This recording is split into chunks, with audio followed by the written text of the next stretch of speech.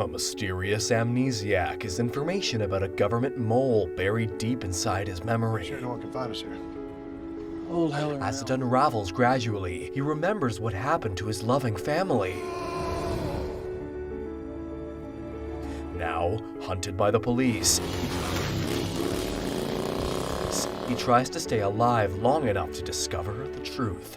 The movie begins with an unknown man known as the Stranger, who can't remember his past or what brought him to the places he finds himself in, running away from the special weapons and tactics team chasing him. After a while, he manages to escape the team after fighting some of them. When the case gets transferred to the FBI, Agent Mason Reese texts Dr. Grace Bishop, who used to treat the Stranger as a patient and was in the middle of teaching her students at Washington State University. She quickly arrives at the scene with her car and meets with Mason, who has some crush on her. Mason tells her that the Stranger ran away because he kidnapped a kidnapper who held a kid hostage. Then, Grace enters the place where he used to sleep and finds a carved digit, indicating the Stranger is starting to remember. She takes an old doll that belonged to the Stranger and leaves with it, thinking it may be a key to unlocking his memory. Later, Mason appears at her class to tell her that his superiors have closed the case after speaking with his boss, Chief Ronald Picker. Although Grace argues for the Stranger, stating that he is sick, Mason tells her it is now out of his hands. That night, she goes home and watches a recording of her interview with the Stranger from the past, and an evidence board is seen inside her apartment. 3 months later, the Stranger gets caught by the Mexican Border Patrol police while smuggling some members of the family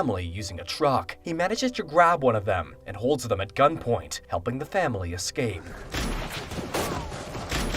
He opens fire and fights them hand to hand, beating most of them easily. But he ends up being knocked by another police officer while trying to punch an officer who was about to escape. Later, the officers take him to a cell, where they brutally torture him for information about the family he was smuggling after tying him to a chair. But the muscular Stranger somehow breaks free from his restraints and kills every last one of them. One morning, Grace gets a call from the Stranger, who used a public payphone at a gas station. When the Stranger spoke after staying quiet, Grace immediately knew it was him and got excited. He tells her that this is the only number he remembers. She asks him where he is, but he quickly hangs up after apologizing for calling her. After he leaves, Grace calls Mason and tells him about the phone call. She is worried about the Stranger, but Mason tells her about the policeman the mystery man shot. She hangs up after he reminds her of their order to leave the matter alone. Later, Mason meets with Harris, an IT specialist, who tells him that Picker has access to his computer, and Mason immediately leaves when he finds out that Picker has been looking in his computer and has looked at the file of Grace. Meanwhile, the Stranger wakes up in Coos Bay after having dreams of Grace and finds a man called Mikhail standing in front of him at a dock. The Stranger speaks to Mikhail in Russian, introducing himself as Jake. Mikhail then agrees to give him work on his fishing boat. While cleaning at the docks, the Stranger gets close to Mikhail's granddaughter, Keita. At night, he has a drink with Mikhail after dinner and hears about the passing of Keita's parents. Grace, on the other hand, goes to the gas station and asks the owner about the Stranger. The owner remembers him well and tells her about it. Then she arrives at a bar and shows the bartender the picture of the Stranger, but he doesn't remember him. But another man ends up following her to the hotel she is staying at. Mikhail arrives at the bar with the Stranger, and the bartender tells them about Grace. The Stranger laughs off everything, pretending it was a matter of mistaken identity. But when the bartender mentions the name of the hotel Grace is staying at, the Stranger pays her a visit. She invites him in, and he gets inside after she makes it clear that she just wants to talk. Grace tells him some things about his past. Grace introduces herself and tells him that she met him for the first time 2 years ago. The Stranger was found covered in blood by the police, and Agent Mason was the one who called her to examine him. The Stranger is about to leave when Grace mentions the multiple personalities he assumed in the past, but she stops him and shows him a picture of himself taken years ago. He has some flashbacks, and Grace tries to convince him to trust her, mentioning his memory loss is serious, as he has been living assuming different identities. But suddenly, the Stranger hears a voice and signals Grace to hide quietly. He opens the door and fights with the man who followed Grace to her motel. The man temporarily disabled the Stranger and drew his gun on him, but when Grace opened her closet, the Stranger used the opportunity to grab the distracted man and throw him out of the window. Well, he's not exactly the picture of health, is he?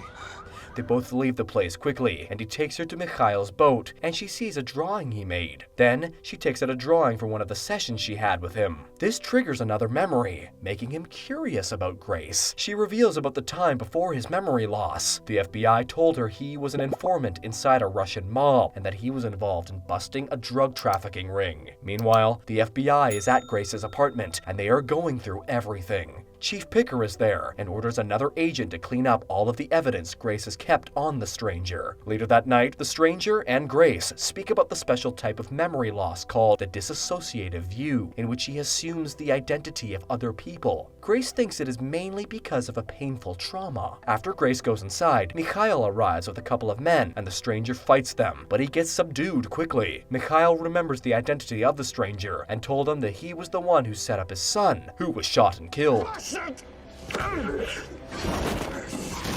The stranger has some flashbacks, but when Mikhail is about to hit him while the other guys are holding him down, he takes over and beats up everyone. After throwing the men into water, with the exception of Mikhail, the stranger leaves the boat. While talking to Grace about his current state of amnesia, they are joined by Mason, who reveals that the man who followed her to her apartment was an FBI agent. Then, he tells them that Picker has opened the case up and is now following it personally. Mason promises to get them to safety and shows them a place they could stay at, but later that night, he calls Harris and tells him that he is bringing the stranger in within 8 hours. He gets back to the motel and tells Grace that the agent thrown out of the window is now dead. Mason reveals that the stranger wasn't an informant of an FBI agent, but was part of the task force with a job to infiltrate the Russian mob as they were making the move to traffic for the Tijuana cartel. The Bureau gave him money for the operation, and the stranger got in deep, becoming the dealer between the two. The stranger overhears that he discovered a mole in the Bureau before his memory loss, and Mason thinks it is Picker. After remembering the death of his family in the shower, the stranger walks out, and Mason follows him. Mason is about to shoot him, but Grace intervenes, and he drops his gun. The stranger suddenly appears next to him and points the gun at Mason. The stranger, who seemed to have assumed another personality, orders both of them to walk, but Mason tries to grab the gun. The stranger easily disables him and takes Grace away with her car.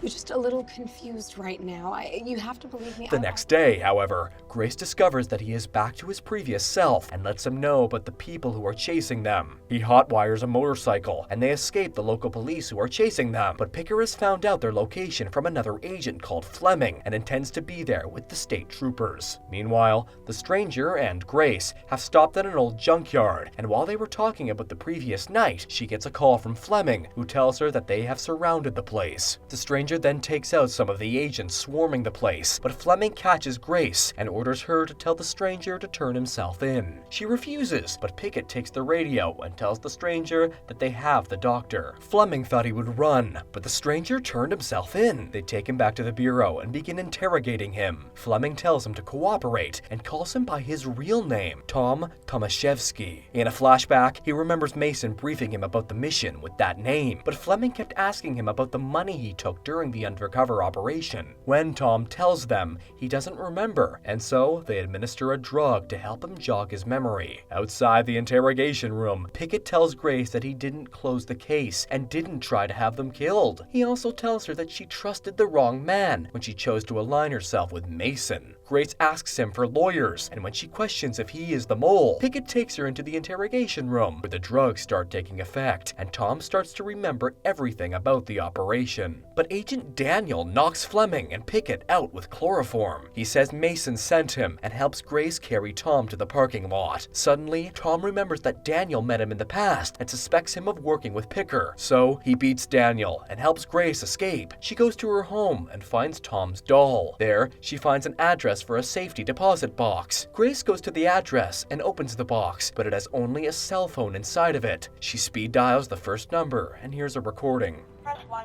to play. The recording reveals that Mason was the mole inside the Bureau and offered to split the money with Tom, who refused to cooperate with the treachery and recorded the whole thing. Grace puts back the recording and hurries as Tom gets tortured by Mason for some digits that lead to the money. Tom discovers that Mason is responsible for his family's death as he gets tortured. Grace creates a distraction and Tom uses it to free himself. After some combat, Mason ends up hanging on a bridge with Tom, holding him back from falling. Although Mason kept begging him, he let him go. After after remembering what happened to his family. Grace sees the body of Mason, but Tom is nowhere to be found. Picker arrives later with his agents, but she informs him that Tom is now gone. The movie ends with Tom leaving with a suitcase full of money and a gun after visiting a bank in Mexico and crossing Mason's name off his long list of enemies. Don't forget to like this video and subscribe to our channel. Thanks for watching.